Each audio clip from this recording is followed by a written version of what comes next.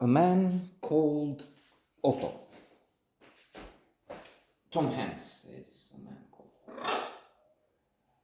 Um, by the way, Tom Hanks appears to be the. No, he does not appear. He clearly is the rather obvious rare bird, the unique human who is both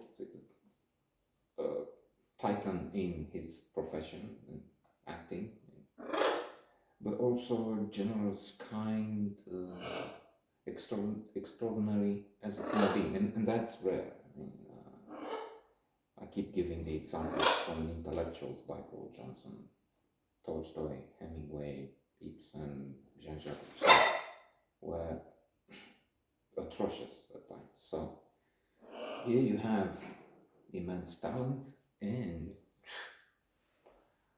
equally fabulous character. And that's splendid, that's to be admired, and that's something you see often on the screen. And you have to give it to him, man, as they say. He is neck plus ultra. He's a role model in all ways. I mean, I don't know how he cooks, but he's right. So, having said that, however, A Man Called Otto is not really overwhelming. Indeed, it's not something in a way worth the talent of Tom Hanks. Having said that, again, move from one art idea to the opposite, but then Scott F. Fitzgerald has said something to the effect of a good mind, maybe he said more than a good mind, is able to keep contrary opinions, ideas, concepts at the same time in there. I mean, you don't have to just, this is it. And I'm not moving from this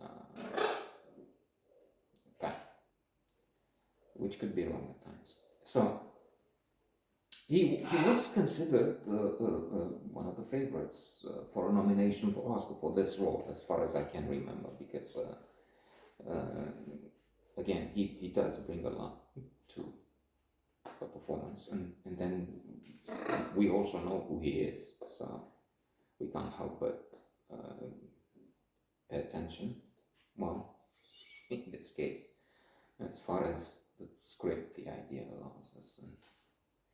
And then there is something in the story too. If it was, and it's on the blog somewhere, or the notes about films, or this Berlini blog, and because there's so much demand for what I say here, that a blog with 10,000 entries doesn't cover it. There's a need for another one.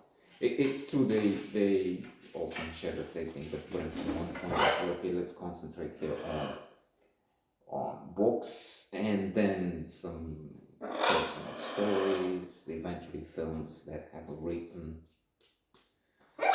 note to them, attached to them, and then that's for, not the notes about films is for this kind of thing, interaction, if there is an interaction.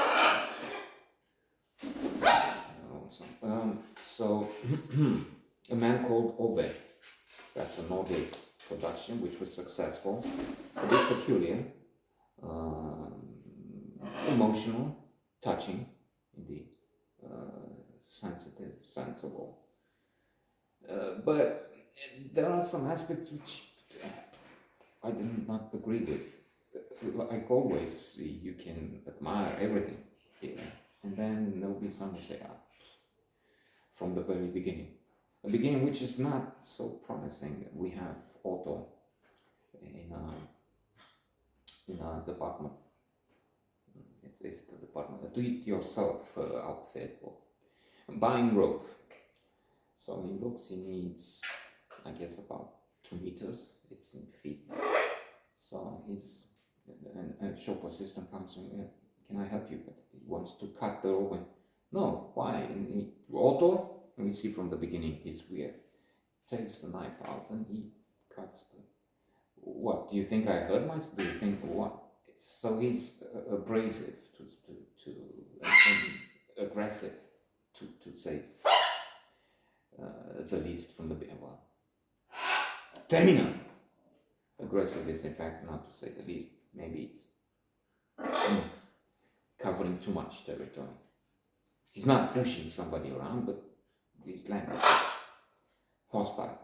At the cashier also, he's very unhappy because they're about to charge him $2.15. I mean, what? Because that's the length, the standard that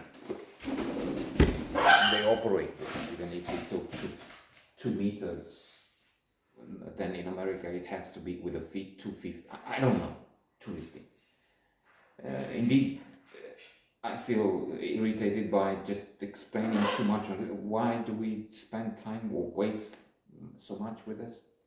That's the feeling we get.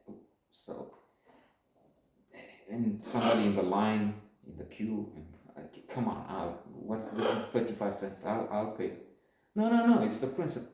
So, indeed, we sort of get that, especially if we're more familiar with maybe America, with things moving, that there is this inflexibility. Sometimes they're too much into, okay, we don't do that,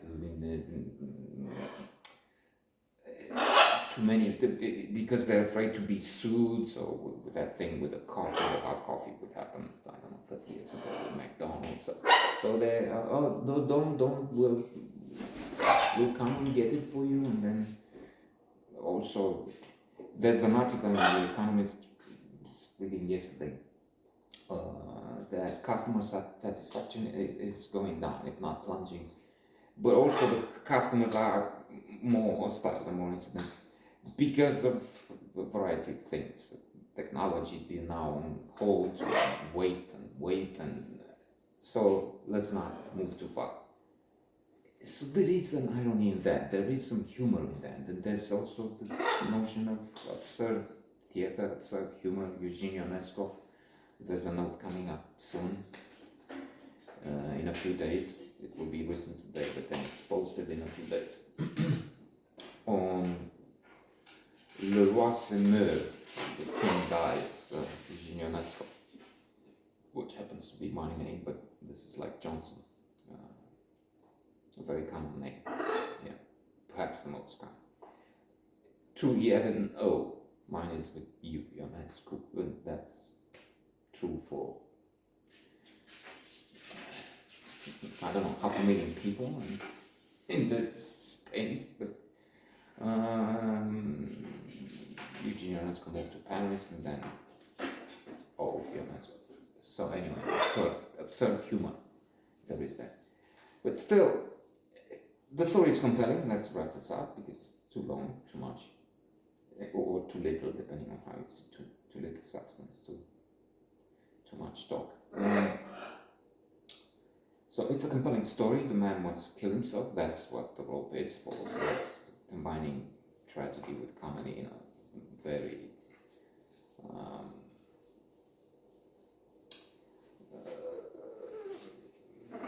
interesting, outré manner.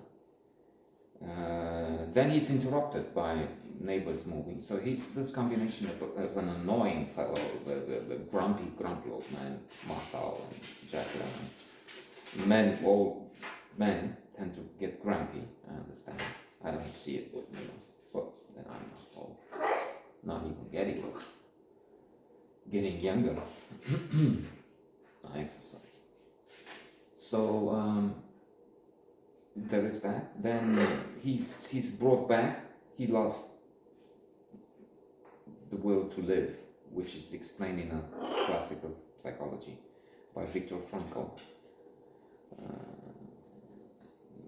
Man's Search for Meaning, if that's the title. It's something with meaning, but I don't know if I have it right now.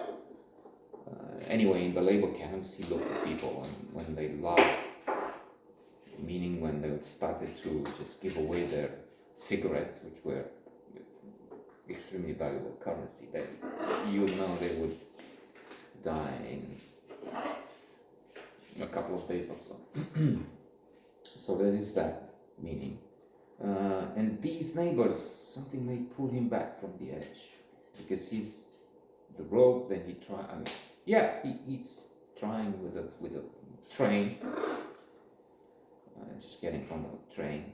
If the rope breaks, and then the neighbors don't let him kill himself at this gated community we have here too. So yes, there is a lot to find in this. It's just that it's not up to the level of Tom Hanks, I guess.